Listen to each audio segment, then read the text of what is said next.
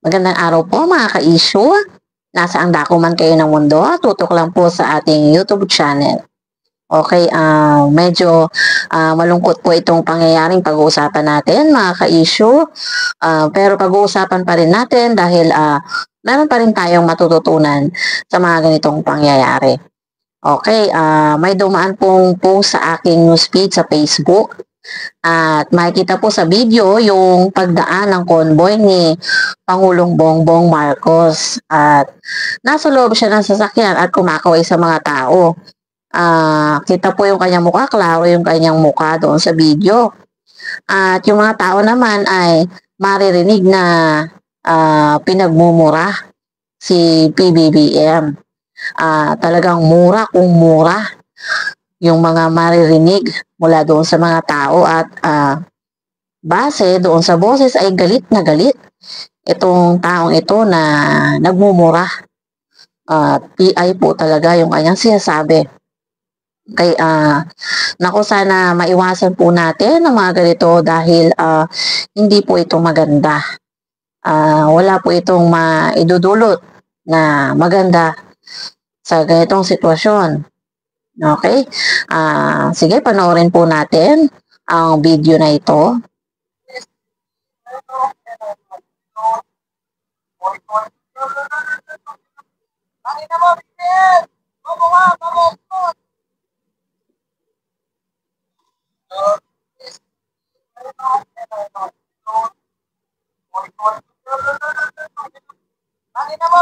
Ayan, klaro po. Isa pa.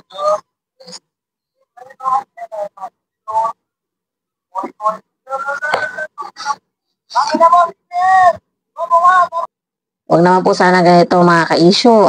Huwag sana umabot sa ganito dahil kahit ano pa man, dapat po nating igalang ang Pangulo ng Bansa. Siya ang may pinakamataas sa posisyon sa gobyerno. Hindi po dapat natin siya minumura-mura ng ganito. Kung totoo man na itong video na ito at hindi ito edited lang, hindi po talaga maganda. Pero di natin masisisi itong mga taong galit sa kanya dahil sa mga nangyari. Kaya lang ay wag naman po sana ganito. Pero siguro itong taong ito na nasa video ay hindi na niya napigilan yung kanyang bugso ng damdamin. Naalala ko tuloy yung nangyari nung katatapos lang maaresto ni PRRD.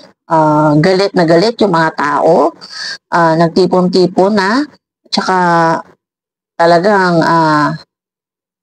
masama ang kanilang loob ng mga panahon na yun. Tapos biglang may isang lalaki na lumapit at nagsisigaw na I love BBM.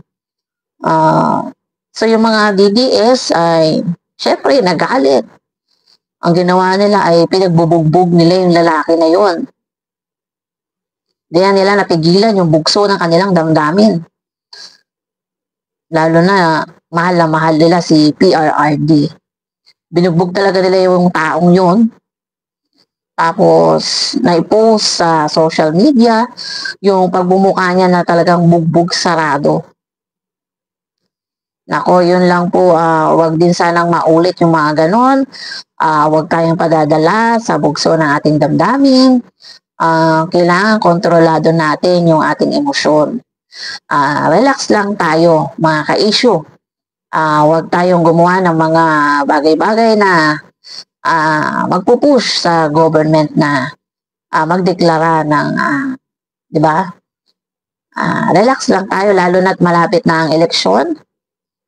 Iwasan natin ang mga ganitong pangyayari na tayo makalilika ng kaguluhan at di magandang bagay.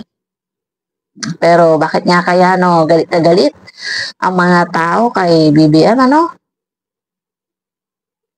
Sa mga ganitong pangyayari, makikita natin na matindi yung kanilang galit.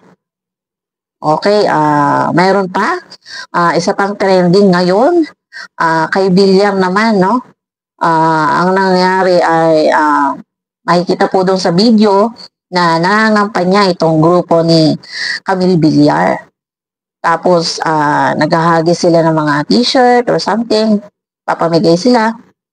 Tapos, may isang dalaga sa gilid na hagisan nila ng t-shirt or kung ano man yon. At ang ginawa ng dalaga ay binato pabalik naman sa kanila. Hindi tinanggap at binato pang pabalik. Okay, ito panoorin po natin. Mag-subscribe na sa aming YouTube channel dahil dapat updated ka. Isyushera!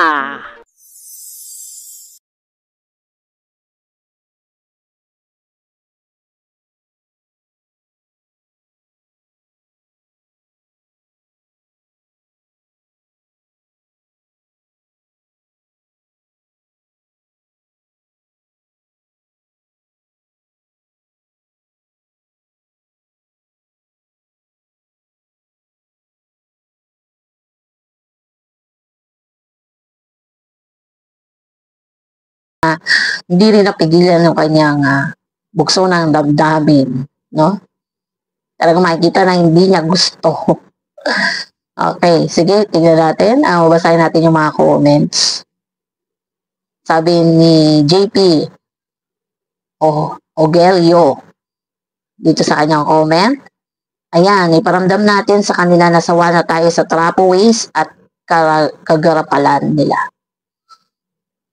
Okay, sabi naman ni Bentin, paano lalabahan yan? Wala nga silang tubig kung meron man, madumi.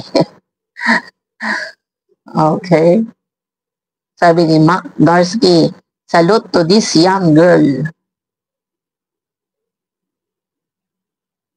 Sabi ni Ri Jongyuk, bibigyan lang kayo ng basahan kapalit ng bilyon. Magising na kayo mga Pinoy. Ayan, sabi niya. Sabi naman ni Angel M. Lobramonte, perfect, very good, pinalaki maayos ng magulang at tama ang nasa isip, hindi nagpapadala sa pera. Sabi naman ni Jeffrey de Guzman, walang kwenta yan, pinapahirapan nyo mga mahihirap. Okay. Sabi ni Danny Flores, nice move. Ayun naman kay Quintin Halbuena Apolinario, very good young lady, salute to you and your parents. Sabi naman ni Yamson Maria Elise, kaninong anak yan, napakatapang. Sabi naman ni Agosto Ramos, wow, pinabilib ako ng dalagita at may prinsipyo. Tama lang ang ginawa niya dahil bawal magkalat.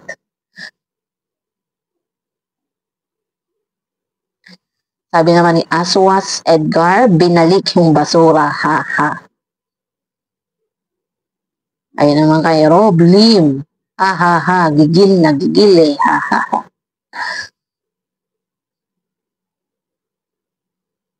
Sabi naman ni Blesilda Ramos, wow yan, sana all, may kaalaman sa nangyayari sa paligid niya. Ayun naman kay Cynthia Ting, sobrang talino ng mga botante ngayon, lalo na ang mga kabataan.